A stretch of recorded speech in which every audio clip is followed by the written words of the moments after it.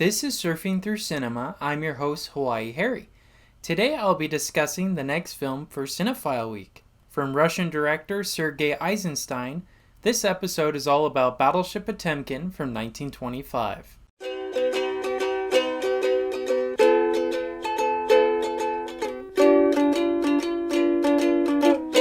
Okay, so now we'll get into the plot of Battleship Potemkin.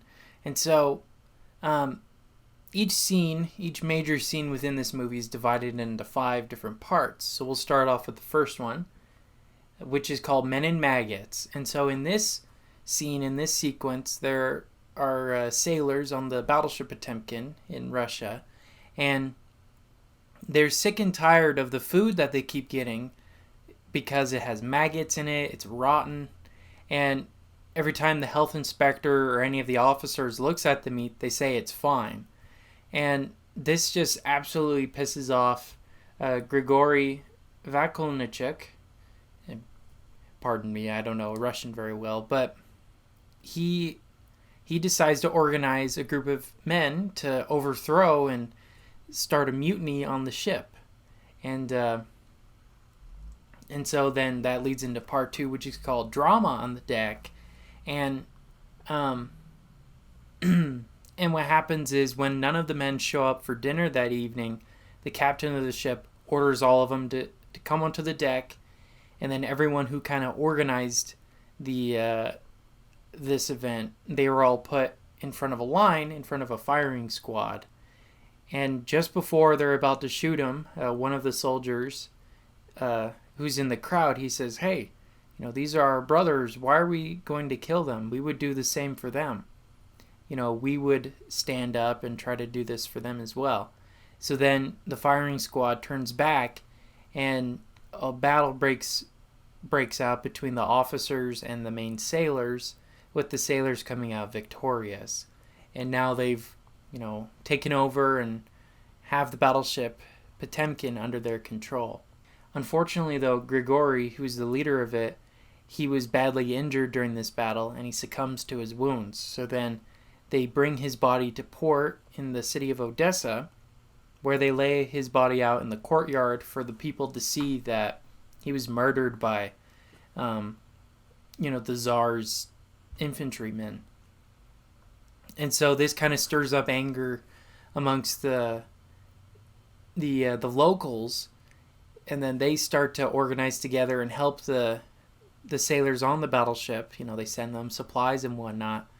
When suddenly, the Tsar's commandos come out, and that leads into probably the most famous sequence and scene in the movie, the Odessa Steps, where the soldiers are marching down from left to right, and the people are screaming and shocked and in horror as they're being shot and mutilated and killed.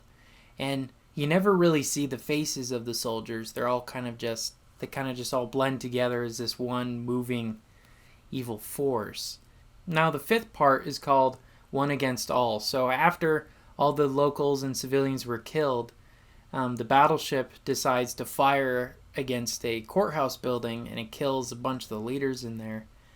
And then they decide to book it out of there to escape. But it's kind of too late. The Tsar sent out a couple other ships to kind of take down the Battleship Potemkin. And once they see each other, though, look in each other's eyes, they all realize they're brothers in arms, they're comrades, they're not going to kill each other.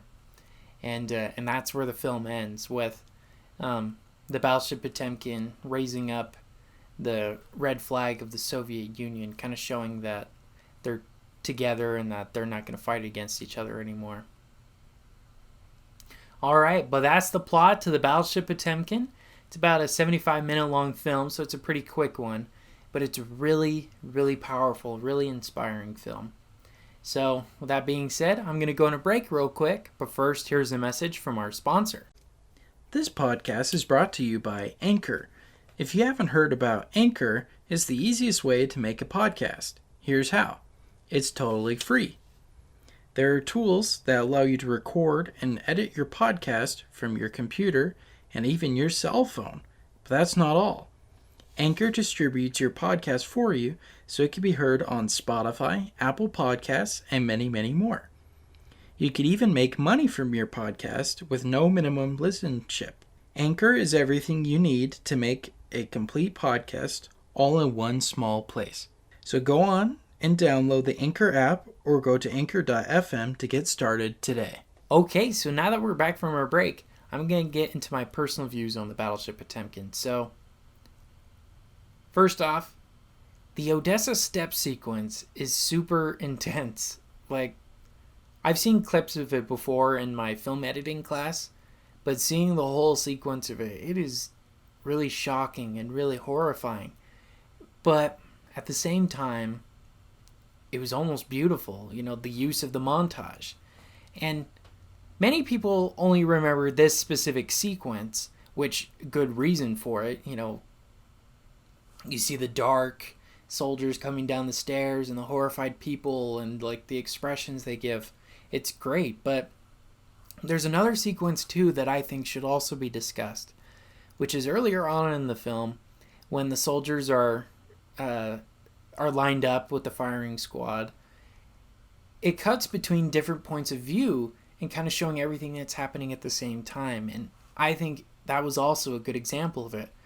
There was a point of view of the men with the guns. There was a point of view of the men who are on the other end of the guns, looking horrified. There was the point of view of the officer who's about to give the command. There's a point of view of the soldiers in the background, some like looking down to look away, others look kind of dead inside, looking down, like depressed. And you could really tell that Sergei Eisenstein knew what he was doing. He wasn't just trying to use a really cool technique. He was trying to capture different points of view and how they react to a specific situation. And I really liked it. I think he was masterful at it. And this is a great film for editing. If you really want to know about how to do montage, how to cut between different scenes and whatnot, this is the film to look at. And I'm not just saying that because it's an old movie, but really, it was phenomenal what he did with it. And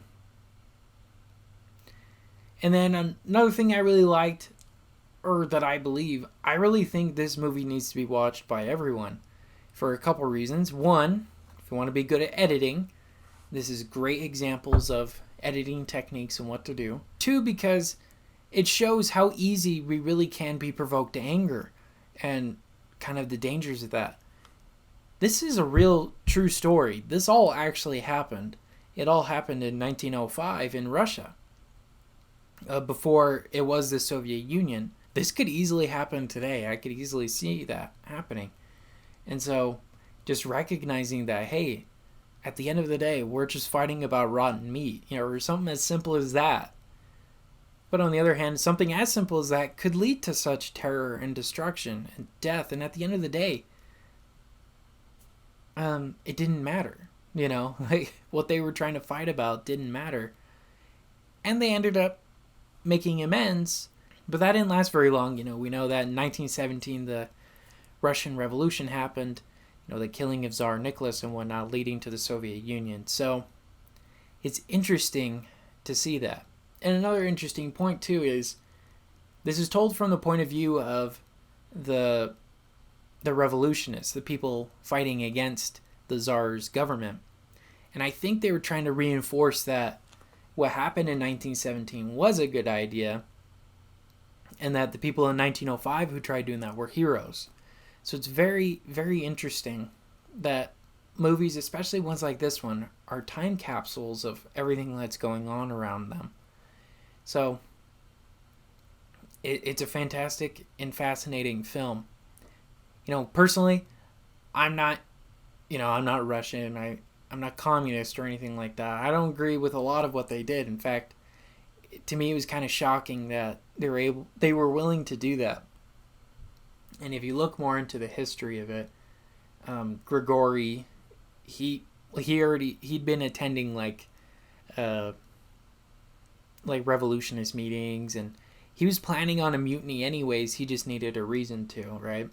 So it's very interesting to see how one event like that could kind of act as a flashpoint or a catalyst into something a lot more horrifying and terrible. But like I said, they ended up making amends at the end of it, but sometimes you don't.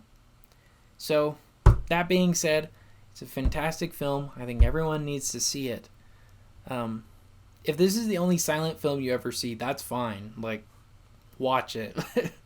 If you are to pick one, this is one to watch. And you could definitely see why this is Charlie Chaplin and Billy Wilder's favorite film, because just the techniques and the storytelling and the visual effects were fantastic and some of the best ever.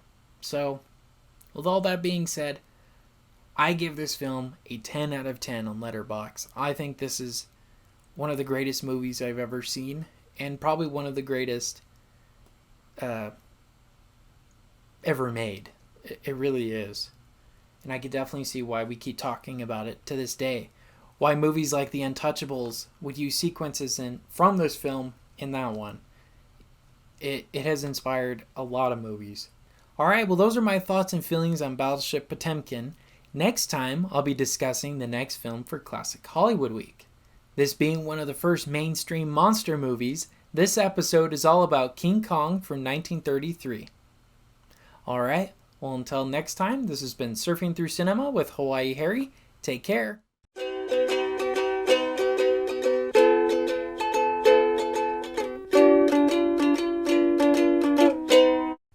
Thank you for listening to Surfing Through Cinema. Make sure to check us out on Facebook at Surfing Through Cinema with Hawaii Harry and on Instagram with Surfing Through Cinema. We also have a website, www.anchor.fm/Surfing Through Cinema, where you can learn more details on upcoming episodes and on past episodes.